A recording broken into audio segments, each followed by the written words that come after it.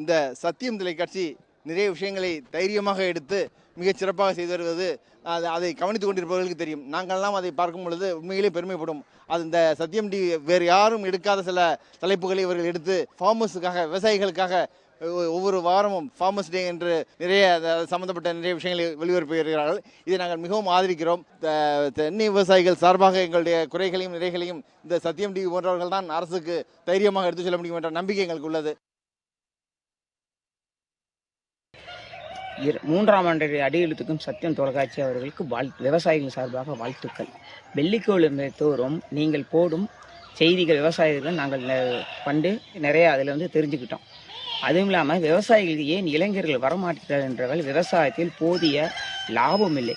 அதற்கு காரணம் இடுபொருள்கள் அதிக விலைக்கு விற்கிறது. எங்கள் பகுதியில் இடுபொருள் அதிக உரம் விலை தமிழ்நாடு அரசு அது எங்களுக்கு இடுபொருள்கள் மானியத்தில் கொடுக்க வேண்டும். எங்கள் விவசாயத்தை காப்பாற்றினா தமிழ்நாடு அரசு உரம் மானியம் விலை நிர்ணயிக்கணும். எப்போது ஒரு விவசாயி தங்கள் பொருளுக்கு தானே விலையை நிர்ணயிக்கணும், அப்போது மட்டும்தான் விவசாயம் செழிக்கும். வாரந்தோறும் வெள்ளி அன்று சத்தியம் தொலைக்காட்சியில் வழங்கும் விவசாய செய்திகளை பார்த்து கொண்டு இருக்கிறோம். பயனுள்ளதாக இருக்கிறது.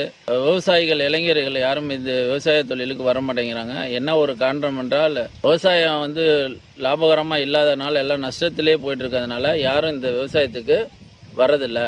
ஒரு விவசாய பொருளுக்கு நிர்ணயமான விலை செய்ய முடியல. இந்த விலையை நிர்ணயிக்கிறதுக்கு முதலமைச்சர் ஸ்டாலின் ஐயா அவர்கள் இந்த விவசாயத்தை கொஞ்சம் ஊக்குவிக்கணும். மேலும் விவசாய பொருள்களை சரியான வாழை, கரும்பு இது எந்த இதுக்குமே நிரந்தர விலை இல்லை. ஒரு சோப்பு கம்பெனிக்காரன் என்னன்னா சோப்புக்கு அவன் நிரந்தரமான விலை நிர்ணயிக்கிறான். ஆனால் ஒரு விவசாயி ஒரு நெல்லுக்கு ஒரு நிரந்தரமான விலை இல்லை. நாங்கள் விவசாயிகள் சேத்துல காலை வச்சா தான் மீதி இருக்கவங்களாம் சோத்தில் கையை வைக்க முடியும். ஆனால் அதை மக்கள் முதல்வர் அதை எதிர்பார்த்து விவசாயிகளுக்கு நன்மைகளை நிறையா செய்ய வேண்டும். உங்களுடைய நிகழ்ச்சி ஃப்ரைடே ஃபார்மர் அப்படிங்கிற சத்தியம் டிவி நிகழ்ச்சியை ரெகுலராக பார்ப்பேங்க. அது 3ஆம் ஆண்டு அடி எடுத்து வைக்கிறதுல எங்களுக்கு ரொம்ப மகிழ்ச்சி. மனமாற வாழ்த்துறேன். உங்களை டிவி சேனல் நல்லா வளரணும் அப்படிங்கிற இதில் வாழ்த்துறேன். நான் முருங்கையில் எல்லாம் மதிப்பு கூட்டும் பொருள்லாம் நிறைய பண்ணி இங்கே கலெக்டர் ஆஃபீஸில் உழவர் தின இதில் சேல்ஸ் பண்ணிகிட்ருக்கேன். அதேமாதிரி உங்கள் சேனல்லேருந்து இனியும் விவசாயிகளை வருங்கால விவசாயிகளை ஊக்குவிக்கிறதுக்காக நிறைய அதாவது டெக்னாலஜி அதை நீங்கள் கொண்டு வந்தீங்கனாலும் விவசாயிகளுக்கு பயன்படும். வருங்கால சன்னதியில் ஊக்குவிக்கிறதுக்காக நீங்கள் என்ன பண்ணலான்னா விவசாய கல்லூரி இந்த மாதிரி இடத்துல நீங்கள் அங்கே இருக்கிற விஞ்ஞானிகளை பேட்டி எடுத்து நீங்கள் ஒளிபரப்பலாம். அதுமாதிரி நிறையா விவசாயிகளை ஊக்குவிக்கிறதுக்காக நிறைய இன்ஸ்டியூட் இருக்குது. தஞ்சாவூரில் ஐஐசிபிடின்னு இருக்குது, பெரியகுளத்தில் ஹார்டி காலேஜ் இருக்குது, மதுரையில் மாஃபின்னு ஒரு அமைப்பு இருக்குது. இவங்க பேட்டி எடுத்து நீங்கள் ஒளிபரப்புனாவே அதை பார்க்குற விவசாயிகளுக்கு ஓரளவுக்கு மதிப்பு கூட்டி விற்கிறதுக்கான ஒரு ஐடியா வரும். அதை சத்தியம் டிவி பண்ணால் இன்னும் ரொம்ப மகிழ்ச்சி எங்களுக்கு. சத்தியம் டிவி உணவளிக்கும் உழவர்களுக்காக ஃப்ரைடே ஃபார் ஃபார்மர்ஸ் அப்படின்னு ஒரு நிகழ்ச்சியை செஞ்சுட்டு வர்றாங்க. 2 ஆண்டு முடிஞ்சு 3ஆம் ஆண்டில் அடியெடுத்து வைக்குது.